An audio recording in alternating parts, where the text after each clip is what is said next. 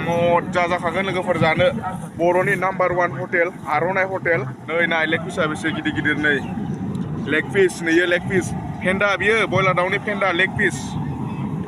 हेल' लोगोफोर खुलुमबाय आं साइखं दिनैनि मोनसे गोदान ब्लगआव साफ्रोमखौ गोसो गोरबोजों दुंब्रुद बरायहरबाय ओमफ्राय आङो दायो दङ माने बर'नि नाम्बार 1 टप नाम्बार 1 हटेल आर'नाइ हटेल लोगोफोर नै बेनारखौ नायग्रोना ला बेयो जाहैबाय आर'नाइ हटेल बर'नि नाम्बार 1 टप हटेल नोंथांमोना जेरावखि जाया मिथिं दावथिङाव नोंथांमोना नैबे हटेलखौ लोगो मोनगोन आरोना लोगोफोर नोंथांमोना बेयावहाय खेनसे जानानै नाय बेसेबां गोथाव बेयावहाय बयलार हांनाय परटा गुगुनि चावमिन साव मा जानो गासैखौबो मोनजोबगोन बेनिफ्राय नैबे हटेला दायो दङ जोंनि सनितपुर जिल्ला दुलाराय बर' फरायसा आफादनि 52थि बोसोरारि जथुमा नैबे 1 नं सिजौगुरि गामियावहाय जादों नालाय बे मिथिङा ओमफ्राय बेवहाय माने हटेला दायो होगासिनो दं आरो दिनैनिफ्राय रेडि जाबायबाबो हटेला नै नोंथांमोना नायनो हागोन दै कार्टनफ्राथ' नै लामानिफ्रायनो ओमफ्राय माने दिनैसो दासो अपेनिं जाहांदों आरो ने नैबे जाहैबाय परटा सावग्रा सावनि नै एकदम नोंथांमोना मजा आरोना मा जानो बेहाय मोनजोबगोन आरोना बे जाहैबाय आर'नाइ हटेलनि नै सायो ओमफ्राय नैबे बाजैया मालिकनि आरोना हटेल मालिकनि बाजै ओमफ्राय नै हटेल मालिकआ जोंहा आदाया हटेल मालिक बियो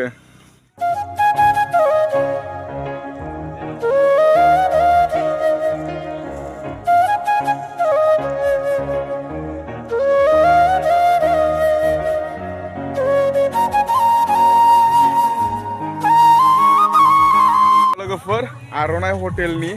नै बयलारखौहाय रेडि खालामगासिनो दं दायो नै माबेसे दं नायनो हागोन नै बयलारखौ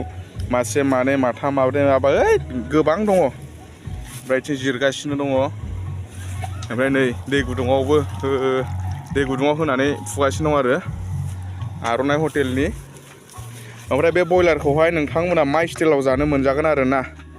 नोंथांमोना चिकेन लेग पिस जानो ना चिकेन पक'रा जानो ना हांनाय जानो ना सावआव माने मिक्स खालामनाय माने चिकेन साव जानो नोंथांमोना माने मोनजाजोबगोन आरो ना चिकेन परटाबो मोनजाबावगोनसो लोगोफोर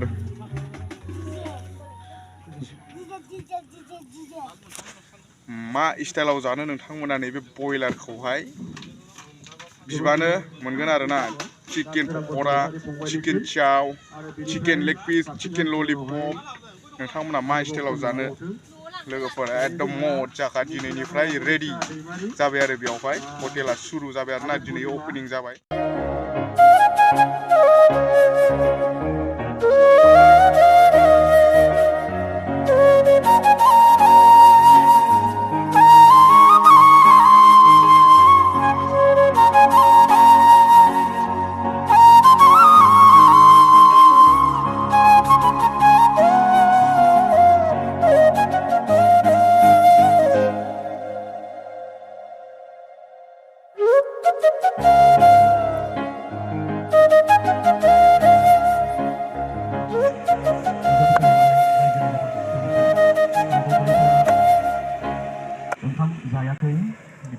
लेग पिस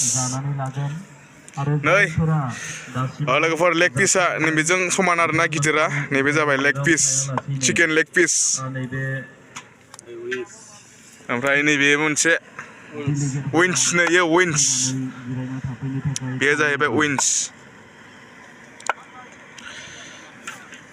ओमफ्राय नैबे जाहैबाय गांखं आरो मा स्टाइलाव जानो मोनजागोन नैबेबो लेग पिस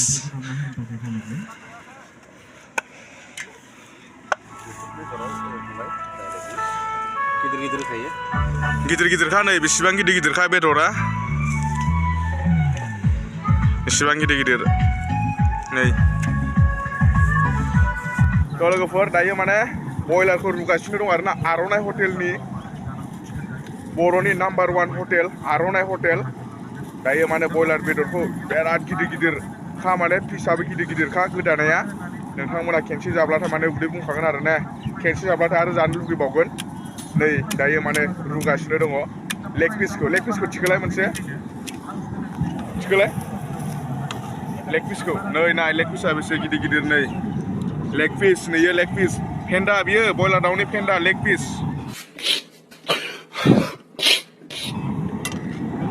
मजा जासिगोन दा लोगोफोर जेब्ला माने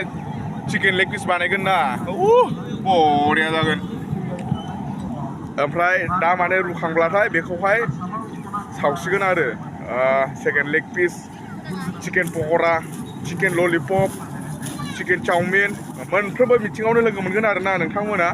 डिस्ट्रिक्टनि जा सेन्ट्रेलनि जा आबसु मिथिं जा साहित्य सभानि जा जिखुनु जाया माने मिथिङावनो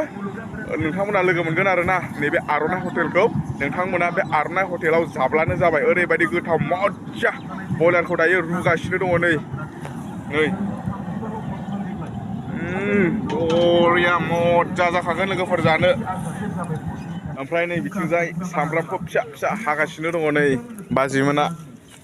नै बेयो सामब्राम हानाय बेखौ मायाव होगोन बाजै एसे खिथालाय बेखौ चिकेन पक'रायाव होगोन चिकेन पक'रा चाउमिनाव होयो ओमफ्राय नोंथांमोना नै जोंहा आनै जुनालिया मा संनो नागिरदों नोङो ओंखाम संनो नागिरदों ओमफ्राय इखौ एवनो नागिरदों बियो बे चिकेन पक'रा चिकेन ललिपप बे बयलारनि बिखा ओमफ्राय बेखौहाय फाननाय ना जानाय न'आव जागोन जोङो नोंसोर जागोन होमबाथ' दा मोनजागोन ना एसे दे ओमफ्राय नै कफि आलु ओमफ्राय नै दुन्दिया वाव दाथ' नैबे सिजनावथ' दुन्दिया नङाब्लानो मोनसेबो बुस्थुआ गोथाव जायाना लोगोफोर दुन्दिया बा मजा नै दुन्दियाया मोनफ्रोमबो बुस्थुआवनो दुन्दिया होनांगौ जायो दा लोगोफोर ओमफ्राय नैबे जाहैबाय चावमिन पाकेट नै चावमिन पाकेट बियो साव मा स्टाइलनि साव जानो मोनजागोन आरो लोगोफोर नोंथांमोना प्लेन साव जानो ना चिकेन साव जानो ना इग साव जानो मोनजोबगोन आरो ना मोनजागोन बेनिफ्राय आरो नै बिथिंजाय नायनो हाबावगोन नै बियो मा होनोमोनलाय बेखौ केपसिकाम भाई कुछ ज़्यादा नहीं हो गया केपसिकाम नै ओमफ्राय नारेंबो दं नै नारें लिबु नारें कप चिकेन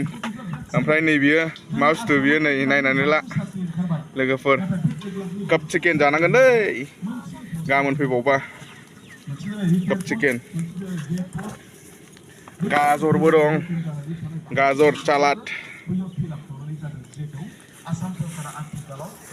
नैबेनो आरो आर'नाइ हटेला बेनिफ्राय नै मानसिफ्रा एसे जाहांबाय नै बिथिंजाय नायनो हागोन नै मानसिफ्रा नैबे दिनै दा नैबे हटेला दिनैनिफ्राय चालु जाबाय आरोना नैबे सनितपुर जिल्ला दुलाराय बर' फरायसा आफादनि 52थि बोसोरारि जथुम्मायाव ओमफ्राय दिनैयो माने 9 तारिख 9 अक्ट' दिनैनिफ्राय स्टार्ट जाबाय आरोना दायो माने दा मोनानिफ्राय फुरा मोनजोबसिगोन आरो बेयावहाय मा जानो परथा जानो ना घुगुनि जानो ना चिकेन साव जानो ना प्लेन साव जानो ना गाजर मुलि जानो ना कप चिकेन जानो ना मा जानो सेस मोनजोबसिगोन आरोना दा मोनानिफ्राय ओमफ्राय ओरैजाय दखाननि मालिकफ्रा माने बानायगासिनो दङ दिनैनिफ्राय बेयावहाय अपेनिं जालायबाय आरोना सानथामनि थाखाय सानथामनि हाबाफारि नैबेयावहाय 1 नं सिजौगुरि गामि खामफ्राम सेन्टार खाथियावहाय 52थि बोसोरारि जथुम्मा दुलाराय बर' फरायसा आफादनि सनितपुर जिल्लानि दा सानथामनि थाखाय नैबेयावहाय फैलायबाय आरोना नोंथांमोन नै आर'नाइ हटेल बर'नि नाम्बार 1 टप नाम्बार 1 हटेल जेरावखि थाङा मानो नोंथांमोना लोगो मोनगोन आरो नैबे आर'नाइ हटेलखौहाय ओरैबायदि बरिया मजा सङोना नोंथांमोना भिडिअखौ नायबाय बायदोंब्ला मोनसे लाइक होबानो जाबाय चेनेलाव गोदान बोसोरनि लोगो जादो साबस्क्राइब खालामना लाब्लानो जाबाय बिदिब्ला लोगोफोर भिडिअखौ बारा गोलाव खालामला बेनो जोंनि बर'नि मोनसे हटेल आर'नाइ हटेल नोंथांमोना खेनसे जानानै नायब्लानो जाबाय आरोना बिदिब्ला लोगोफोर एसेनोसै गोजोन्थों जय बर' हारिनि